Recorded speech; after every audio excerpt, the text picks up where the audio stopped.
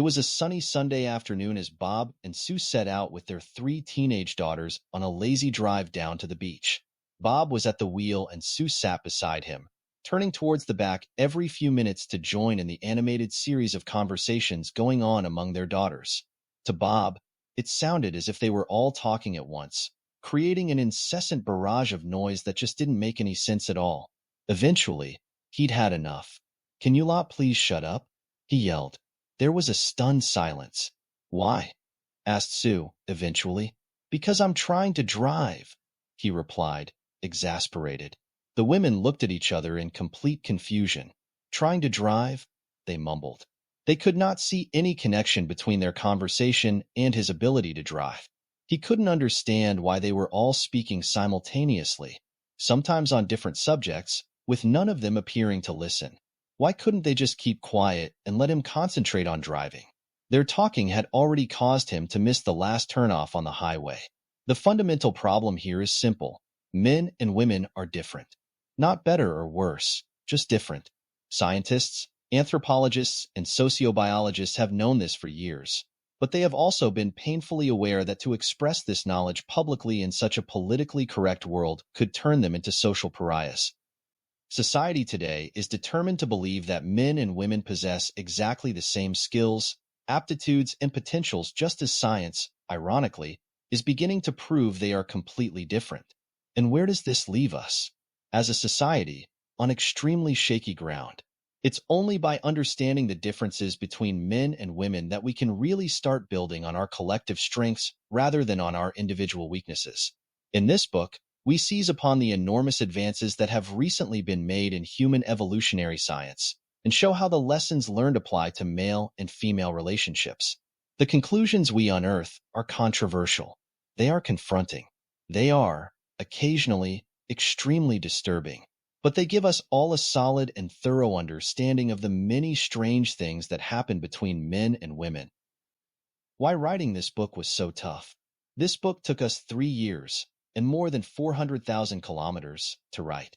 In the course of our research, we studied papers, interviewed experts, and gave seminars throughout Australia, New Zealand, Singapore, Thailand, Hong Kong, Malaysia, England, Scotland, Ireland, Italy, Greece, Germany, Holland, Spain, Turkey, the USA, South Africa, Botswana, Zimbabwe, Zambia, Namibia, Angola, Switzerland, Austria, Finland, Indonesia, Bulgaria, Saudi Arabia, Poland, Hungary, Borneo, Russia, Belgium, France, Japan, and Canada. One of the most difficult tasks was getting public and private organizations to give their opinions on the facts. For example, fewer than 1% of all commercial airline pilots are female. When we tried to discuss this with airline officials, many were too terrified to offer an opinion for fear of being accused of being sexist or anti-female. Many said, "No comment," and some organizations even made threats about their names being mentioned in our book. Women executives were generally more obliging, although many took an immediately defensive position and saw this research as an attack on feminism without even knowing what it was about. Some of the authoritative opinions we have documented were obtained off the record from corporate executives and university professors in dimly lit rooms, behind closed doors, with guarantees that they were not being quoted nor their organizations named. Many had two opinions: their politically correct public opinion and their real opinion, which was not to be quoted. You will find this book sometimes challenging, sometimes startling, but always fascinating. While it is based on hard scientific evidence, we have used everyday conversations, beliefs, and scenarios that range from the humorous to the downright hilarious to make sure it's fun to read. We have tried to boil all the evidence down into the simplest explanations while, at the same time, avoiding oversimplification. This approach makes the information easily accessible for most people, but can annoy others in the science world who would prefer to read a science journal. Our objective in writing this book is to help you learn more about both yourself and the opposite sex, so that your interaction and relationships can be more fulfilling, enjoyable, and satisfying. One driving organization measured gender differences in reverse parking ability and did comparisons in several countries. Their results were so astounding that when the report was released, they were inundated with complaints that they were sexist and racist. The report was immediately withdrawn and locked away, never to be seen again, as it was clearly bad for business. We obtained a copy of this study and will discuss the results, but, for legal and ethical reasons, we can't reveal the source. This book is dedicated to all the men and women who have ever sat up at 2 a.m., pulling their hair out as they plead with their partners. But why don't you understand? Relationships fail because men still don't understand why a woman can't be more like a man, and women expect their men to behave just like they do. Not only will this book help you come to grips with the opposite sex, it'll help you understand yourself, and how you can both lead happier, healthier, and more harmonious lives as a result. Men and women are different. Not better or worse, different. Just about the only thing they have in common is that they belong to the same species. They live in different worlds, with different values and according to quite different sets of rules. Everyone knows this, but very few people, particularly men, are willing to admit it. The truth, however, is most definitely out there. Look at the evidence. Around 50% of marriages end in divorce in Western countries, and most serious relationships stop short of becoming long-term. Men and women of every culture, creed, and hue constantly argue over their partner's opinions, behavior, attitudes, and beliefs. Some things are obvious when a man goes to a toilet. He usually goes for one reason and one reason only. Women use toilets as social lounges and therapy rooms. Women who go to a toilet as strangers can come out best friends and lifelong buddies. But everyone would be instantly suspicious of the man who called out, "Hey Frank, I'm going to the toilet. You want to come with me?" Men dominate TV remote controls and flick through the channels. Women don't mind watching the commercials. Under pressure, men drink alcohol and invade other countries. Women eat chocolate and go shopping. Women criticize men for being insensitive, uncaring, not listening, not being warm and compassionate, not talking, not giving enough love, not being committed to relationships, wanting to have sex rather than make love, turning the temperature down, and leaving the toilet seat up. Men criticize women about their driving, for not being able to read street directories, for turning maps upside down, for their lack of a sense of direction, for talking too much without getting to the point, for not initiating sex often enough, turning the temperature up, and for leaving the toilet seat down. Men can never find a pair of socks, but their CDs are in alphabetical order. Women can always find the missing set of car keys, but rarely the most direct route to their destination. Men think they're the most sensible sex. Women know they are. How many men does it take to change a roll of toilet paper? It's unknown. It's never happened. Men marvel at the way a woman can walk into a room full of people and give an instant commentary on everyone. Women can't believe men are so unobservant. Men are amazed how a woman can't see a red flashing oil light on the car dashboard, but can spot a dirty sock in a dark corner 50 meters away. Women are bewildered by men who can consistently parallel park a car in a tight spot using a rearview mirror, but can never find the G-spot. If a woman is out driving and gets lost, she'll stop and ask for directions. To a man, this is a sign of weakness. He'll drive round in circles for hours, muttering things like, "I found a new way to get there," or "I'm in the general area," and "Hey, I recognize that petrol station." Different job specs. Men and women have evolved differently because they had to. Men hunted, women gathered. Men protected, women nurtured. As a result, their bodies and brains evolved in completely different ways. As their bodies physically changed to adapt to their specific functions, so did their minds. Men grew taller and stronger than most women, while their brains developed to suit their tasks. Women were mostly content for men to work away as they kept the cave fires burning, and their brains evolved to cope with their function in life. Over millions of years, the brain structures of men and women thus continued to change in different ways. Now, we know the sexes process information differently. They think differently. They believe different things. They have different perceptions, priorities, and behaviors. To pretend otherwise is a recipe for heartache, confusion, and disillusionment all your life. This stereotype argument since the late 1980s, there has been an explosion of research into male and female differences and the way both the male and female brains work. For the first time ever, advanced computer brain scanning equipment has allowed us to see the brain operating live, and, with that peek into the vast landscape of the human mind, provided us with many of the answers to the questions about male and female differences. The research discussed in this book has been collected from studies in scientific, medical, psychological, and sociological studies, and it all points clearly to one thing. All things are not equal. Men and women are different. For most of the 20th century, those differences were explained away by social conditioning. That is, we are who we are because of our parents' and teachers' attitudes, which, in turn, reflected the attitudes of their society. Baby girls were dressed in pink and given dolls to play with. Baby boys were dressed in blue and given toy soldiers and football jerseys. Young girls were cuddled and touched while boys were thumped on the back and told not to cry. Until recently, it was believed that when a baby was born, its mind was a clean slate on which its teachers could write its choices and preferences. The biological evidence now available, however, shows a somewhat different picture of why we think the way we do. It shows convincingly that it is our hormones and brain wiring that are largely responsible for our attitudes, preferences, and behavior. This means that if boys and girls grew upon a deserted island with no organized society or parents to guide them, girls would still cuddle, touch, make friends, and play with dolls, while boys would compete mentally and physically with each other and form groups with a clear hierarchy. The wiring of our brain in the womb and the effect of hormones will determine how we think and behave. As you will see, the way our brains are wired and the hormones pulsing through our bodies are the two factors that largely dictate, long before we are born, how we will think and behave.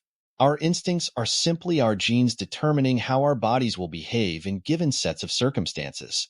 Is it all a male conspiracy? Since the 1960s, a number of pressure groups have tried to persuade us to buck our biological legacy. They claim that governments, religions, and education systems have added up to nothing more than a plot by men to suppress women, colluding to keep good women down. Keeping women pregnant was a way of controlling them even more. Certainly, historically, that's how it appears. But the question needs to be asked. If women and men are identical, as these groups claim, how could men ever have achieved such total dominance over the world? The study of how the brain works now gives us many answers. We are not identical. Men and women should be equal in terms of their opportunities to exercise their full potential, but they are definitely not identical in their innate abilities. Whether men and women are equal is a political or moral question, but whether they are identical is a scientific one. The equality of men and women is a political or moral issue. The essential difference is a scientific one. Those who resist the idea that our biology affects our behavior often do so with the best of intentions. They oppose sexism. But they are confused about the difference between equal and identical, which are two completely different issues. In this book, you will see how science confirms that men and women are profoundly different both physically and mentally. They are not the same. We have investigated the research of leading paleontologists, ethnologists, psychologists, biologists, and neuroscientists. The brain differences between women and men are now clear, beyond all speculation, prejudice, or reasonable doubt. When weighing up the differences between males and females discussed in this book, some people may say, "No, that's not like me. I don't do that." Well, maybe they don't. But we are dealing here with average men and women, that is, how most men and women behave most of the time, in most situations, and for most of the past. Average means that if you are in a room full of people, you'll notice that men are bigger and taller than women. In fact, 7% taller and an average 8% bigger. The tallest or biggest person in the room may be a woman, but overall the men are bigger and taller than the women. In the Guinness Book of World Records 2001, the biggest and tallest people have almost always been men. The tallest human on record was Robert Wadlow from Alton, Illinois, who, in June 1940, measured 2.72 meters. The tallest person in the year 2000 was Radhouane Charbib of Tunisia, who stood 2.35 meters. History books are full of Big Johns and Little Susies. This is not sexist. It's fact. Where we, the authors, stand reading this book, some people may begin to feel smug, arrogant, or angry. This is because, to a greater or lesser extent, they are victims of idealistic philosophies that claim women and men are the same. So let's clarify our position on this now. We, the authors, are writing this book to help you develop and improve your relationships with both sexes. We believe that men and women should have equal opportunity to pursue a career path in any field they choose, and that equally qualified people should receive equal compensation for the same effort. Difference is not the opposite of equality. Equality means being free to choose to do the things we want to do, and difference means that, as men or women, we may not want to do the same things. We usually choose different things off the same list. Our aim is to look objectively at male and female relationships, explain the history, meanings, and implications involved, and to develop techniques and strategies for a happier and more fulfilling way of life. We won't beat about the bush with suppositions, politically correct cliches, or scientific mumbo-jumbo. If something looks like a duck, sounds like a duck, walks like a duck, and there is enough evidence to prove it's a duck, then that's what we'll call it. The evidence presented here shows that the sexes are intrinsically inclined to behave in different ways. We are not suggesting that either sex is bound to behave or should behave in any particular way. The nature versus nurture argument. Melissa gave birth to twins, a girl and a boy. Jasmine, she wrapped in a pink blanket, and Adam, in a blue one. Relatives brought soft fluffy toys as gifts for Jasmine, and a toy football and a tiny football jersey for Adam. Everyone cooed and gooed and talked softly to Jasmine, telling her she was pretty and gorgeous, but it was usually only the female relatives who picked her up and cuddled her. When the male relatives visited, they focused mostly on Adam, speaking noticeably louder, poking his belly, bouncing him up and down, and proposing a future as a football player. Such a scenario will be familiar to everyone. It does, however, raise the question, is this adult behavior caused by our biology, or is it learned behavior that is perpetuated from generation to generation? Is it nature or nurture? For most of the 20th century, psychologists and sociologists believed most of our behavior and preferences were learnt from our social conditioning and our environment. However, we know that nurturing is a learned phenomenon. Adoptive mothers, whether they are human or monkey, usually do a superb job of nurturing their infants. Scientists, on the other hand, have argued that biology, chemistry, and hormones are largely responsible. Since 1990, there has been overwhelming evidence to support this scientific view that we are born with much of our brain software already in place. The fact that men were usually the hunters and women the nurturers even today dictates our behavior, beliefs, and priorities. A major study at Harvard University shows that we not only behave differently towards boy and girl babies, we also use different words. To baby girls, we softly say, "You're so sweet. You're a little sweetheart. You're a beautiful little girl." And to baby boys, we raise our voices and say, "Hey, big boy." And "Wow, you're so strong." Yet giving Barbie dolls to girls and action men to boys does not create their behavior. It simply exacerbates it. Similarly, the Harvard study found that adults' distinctive behavior towards baby girls and boys only accentuated the differences that already exist. When you put a duck on a pond, it starts to swim. Look beneath the surface, and you'll see the duck has webbed feet. If you analyze its brain, you'll find that it evolved with a swimming module already in place. The pond is just where the duck happens to be at the time and is not causing its behavior. Research shows that we are more a product of our biology than the victims of social stereotypes. We are different because our brain is wired differently. This causes us to perceive the world in different ways and have different values and priorities. Not better or worse, different. Your Human Guidebook. This book is like a guidebook to visit a foreign culture or country. It contains local slang and phrases, body language signals, and an insight into why the inhabitants are the way they are. Most tourists travel to foreign countries without having done much local research and become intimidated or critical because the locals won't speak English or cook burgers and chips. But to enjoy and benefit from the experience of another culture, you must first understand its history and evolution. Then you need to learn basic phrases and to sample their lifestyle for first-hand experience and a deeper appreciation of that culture. That way you won't look, sound, and act like a tourist, the kind of person who would have benefited just as much from staying at home and merely thinking of other lands. This book will show you how to enjoy and benefit from the knowledge of the opposite sex. But first you must understand their history and evolution.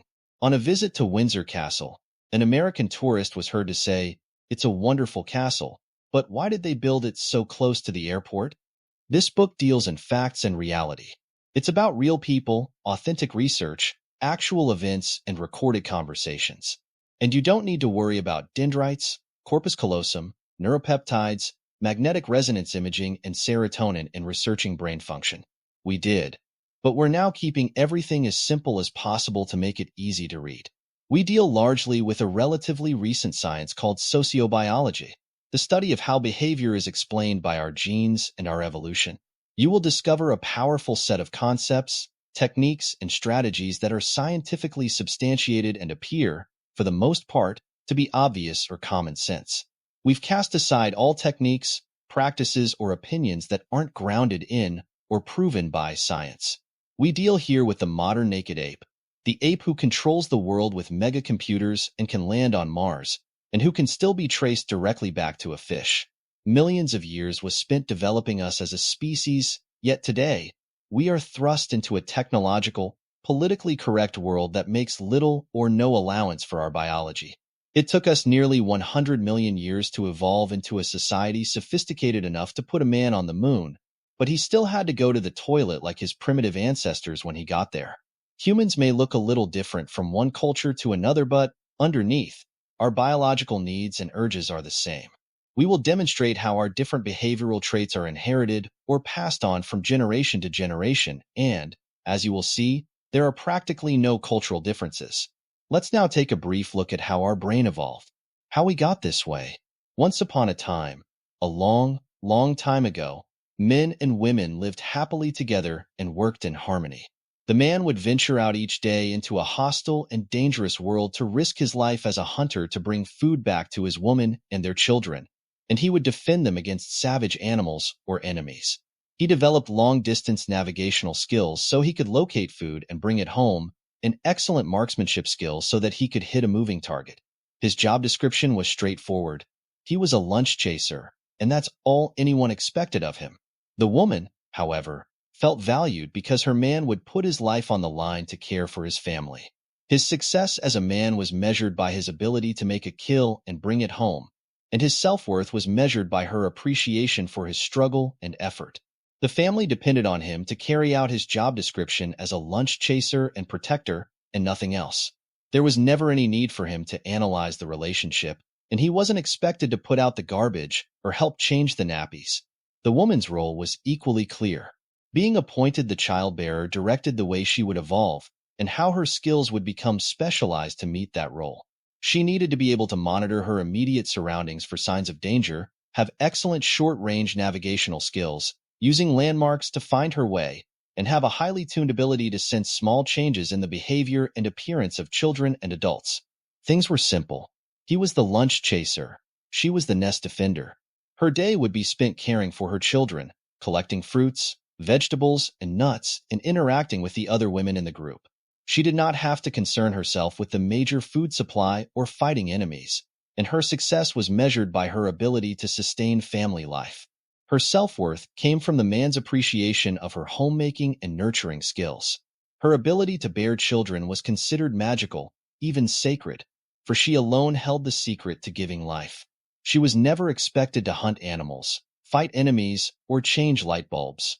Survival was difficult, but the relationship was easy.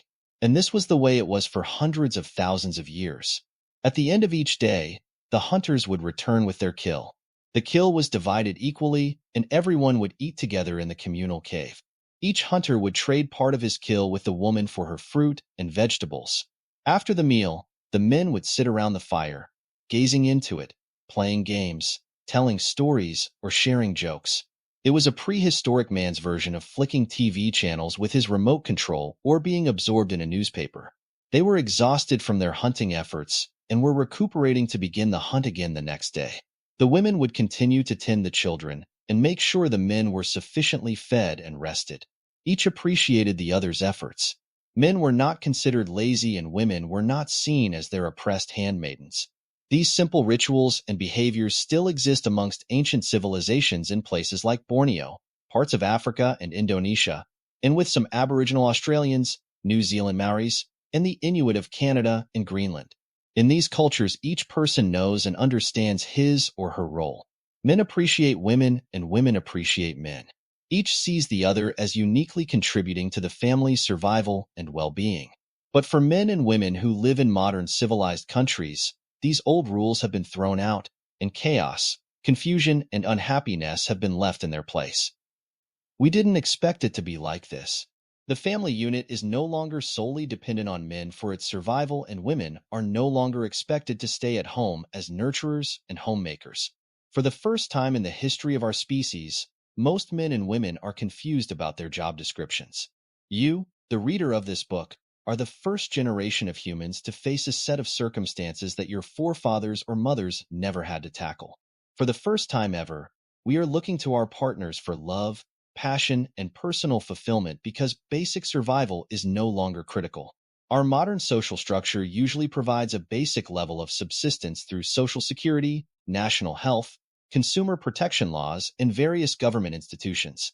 So, what are the new rules, and where do you learn them? This book attempts to provide some answers. Why mom and dad can't help. If you were born before 1960, you grew up watching your parents behave towards each other based on the ancient rules of male and female survival. Your parents were repeating the behavior they learned from their parents who, in turn, were copying their parents, who mimicked their parents, and back it goes to the ancient cave people and their clearly defined roles.